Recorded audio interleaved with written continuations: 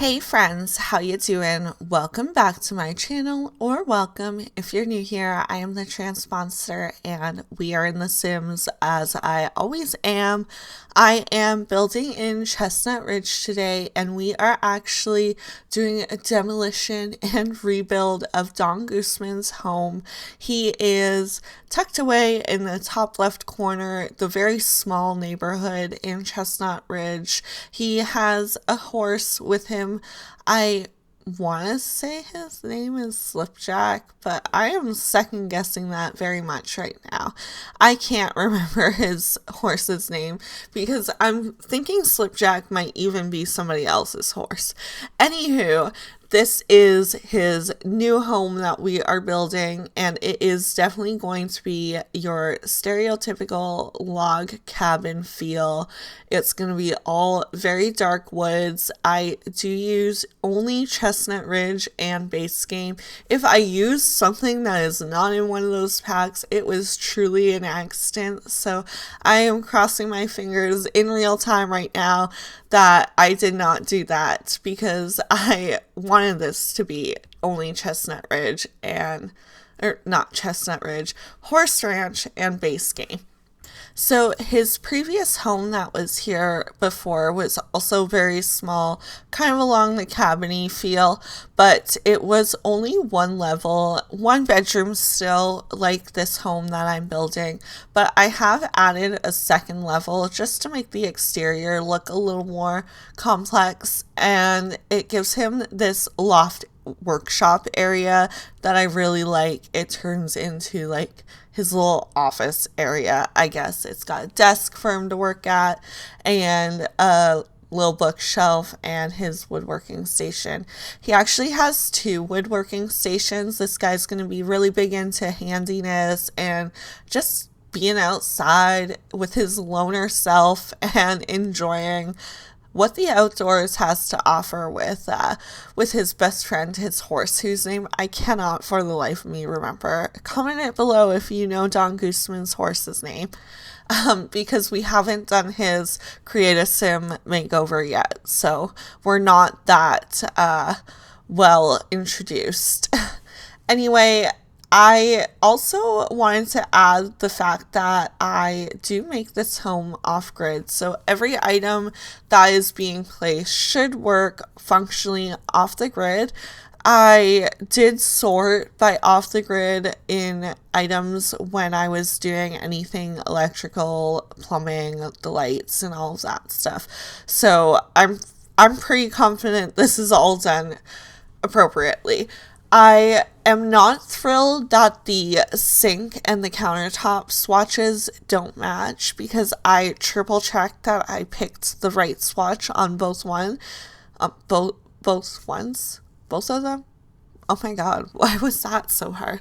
Anyway, I triple checked that I picked the right swatch on them, and it wasn't matching. So yeah, thank you, EA. I love that you keep doing that stuff, and I notice it more and more every time I pick an item.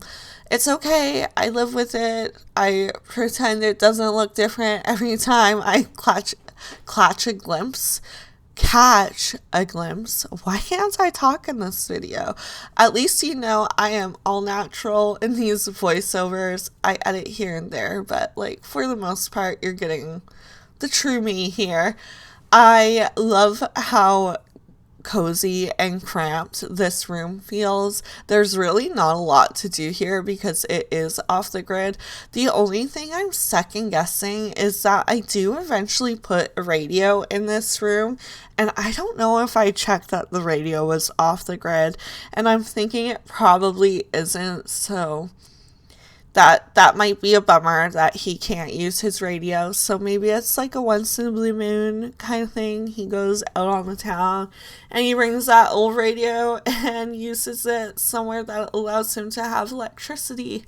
So yeah, this upstairs loft that I was talking about, I'm getting the base furniture in, but once I add some clutter and, carpeting and stuff, it really cozifies it. Right now it's kind of blah and boring. I had to keep coming back to that area because I really wanted it to get that vibe I was going for. And when you're doing it with only base game and one other pack, it is hard to make that happen when the clutter items that you usually use are not there and cluttering it up for you. I will say though that Horse Ranch has a good amount of clutter in the build buy. It also introduced ceiling paint to us, I believe, so that's a neat fun fact. We remember to paint the ceilings in this one. I think I spent far more time decorating the exterior than I did the interior, or at least equal amount of time. I just felt like because he's such a loner and just off on his own, loves the outdoors kind of guy, he's got all this space outside to just enjoy those outdoors. I even threw a little sleeping bag underneath his tree out back next to where his horse sleeps in that little shelter area, and I think it's a cute idea to be able to have Don have like a little mini slumber party with his horse outside. Like, what a cute thing. They're a cute pairing and I'm here for it.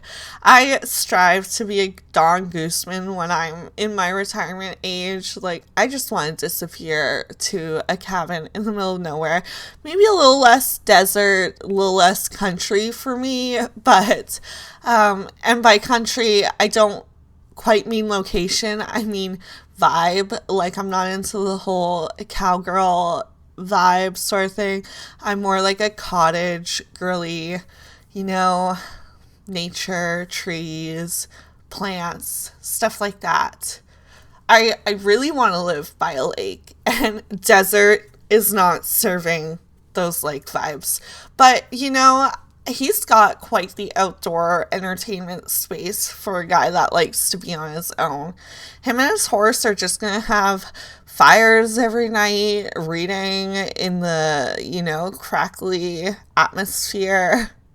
I almost put some fireflies there, but I believe I do delete them just because they weren't working for my photos, if I'm going to be honest. It's not that aesthetic in build mode. I might add them back though before I throw it on the gallery, so don't fret if you see me delete it there in a second because they don't last too long. I also toyed with the idea of having like an entry arch out front, but it was not happening here. The house is far too close to the front of the lot for that. It was very awkward.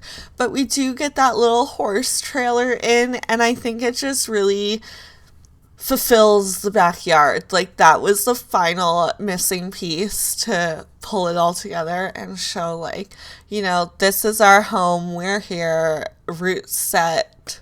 Not going anywhere. Horse lives here too. And basically at this point, I'm trying to find literally any piece of clutter or furniture that just fits the home that I hadn't used already. So that's why we're kind of bouncing room to room one at a time as I'm finding little pieces to throw in there.